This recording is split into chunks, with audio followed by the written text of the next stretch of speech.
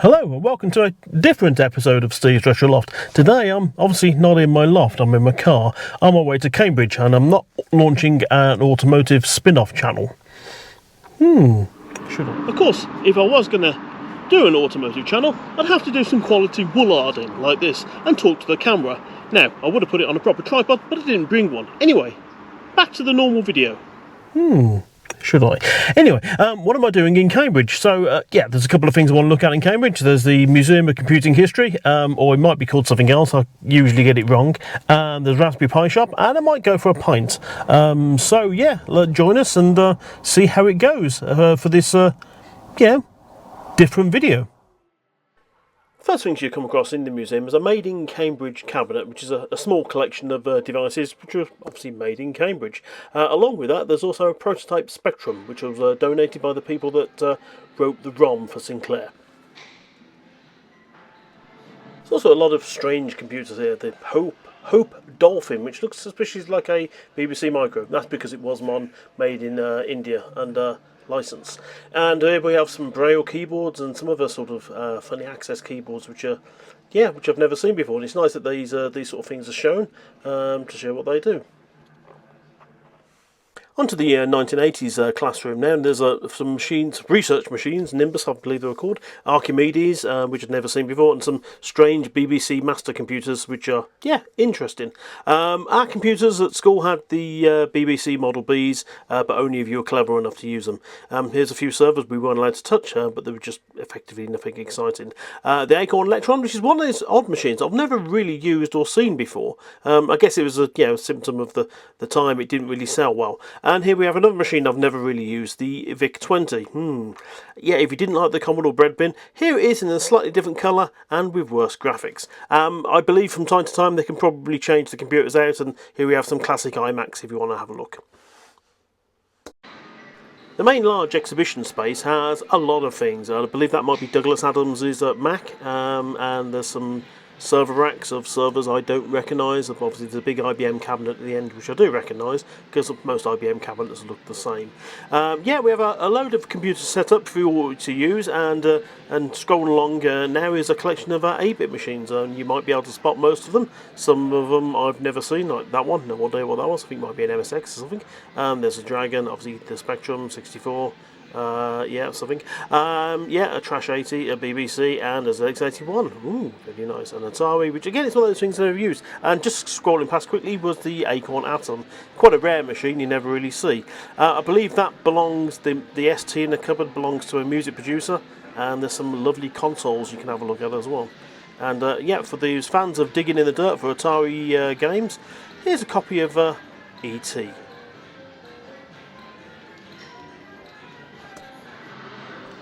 And here we have me typing a very small program on a ZX81. Hello world.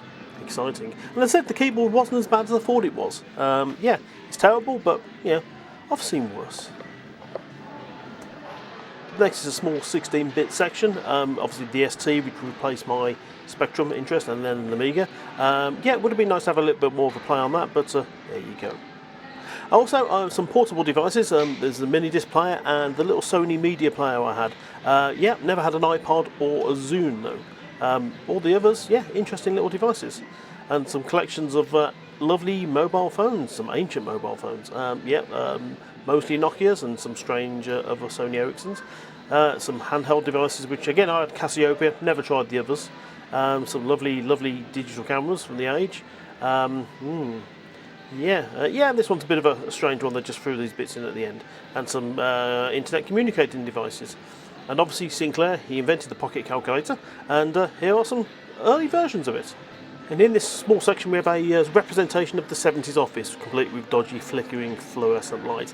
Now, I remember 80s offices and not the 70s, so I don't know how accurate this was. There you go, some interesting old stuff to be had. Hello and welcome to the 1970s room here in the Computer History Museum, or whatever it's called. Just like in the song, I don't know what a slide rule's for either. I should learn, but really can't be bothered. After all, I can search these days and probably find the answer quicker, and there's always ChatGPT, which could be wrong. Anyway, on that note, let's put the slide rule away and have a look at some other stuff. Here we have a small collection of personal computers from the 80s. Started off with a PC, a few Amstrads, obviously the Mac, and then some original IBM PCs, a Lisa, and I think there might be a Silicon Graphics at the end. Now, interesting, next one along was a compact luggable. One of our customers used to have one of these, and the handle broke and it fell on his foot. We didn't laugh much about that. They were very heavy. Yeah. They look heavy. They were. Compacts always were heavy. They're made out of the highest grade steel I think you could buy. For all things Steve Jobs related, you've got the NeXT Cube. Yeah, it was a device he basically invented after he'd been sacked from Apple, and then eventually they became Apple. They merged with them, so there you go. Some next interesting things, a Gandalf DM49, yeah. Bane of my life. I used to have to fix these at a lot of plant and tool hire sites across the country. Very, very basic modems. I think they're either 1200 or 2400 baud, but they worked on leased lines rather than sort of dial-up. I spent a lot of time taking these things to bits. I mean, to be honest, they were quite reliable. It was just the sort of leased line from BT that was connected to it. Next to it, you have, excuse my fingers, you have a Sony View data terminal. Now, I've done a video on one of these, but they've got the really nice editing keyboard. But also their View data machine is very, very bad. It seems to be flickering lots. There's probably a lot of bad dry joints. Next up is a few personal highlights from my past. Obviously, 1984 Apricot PC. I was still at school, but this is one of the first computers I ever used in work. My early YTS days, I worked for an Apricot dealer, and so yeah, I took these things apart quite often. Not so much the Apricot F1; it wasn't a very big seller, but yeah, we saw a few of them. Interesting devices, if not underpowered. And whilst in Cambridge, I visited the Raspberry Pi store. Yeah, sure, I could buy it online, but I thought it was nice to buy these things from a shop. Bought myself a little Raspberry Pi 5 case, cooler, little funny keyboard with rubber keys, so I can relive that Spectrum moment again, and a massive power supply. It was my first trip to Cambridge, so obviously I took my one of my cameras with me. It's an infrared converted camera, so do excuse the strange looking shots. But it's a really beautiful town and beautiful place. So this was on a walk to try and find a supermarket. But there you go. It's not everyone's cup of tea is infrared, but I quite like it. And they're not really finished photographs. They're just ones I've quickly downloaded and had a quick play with.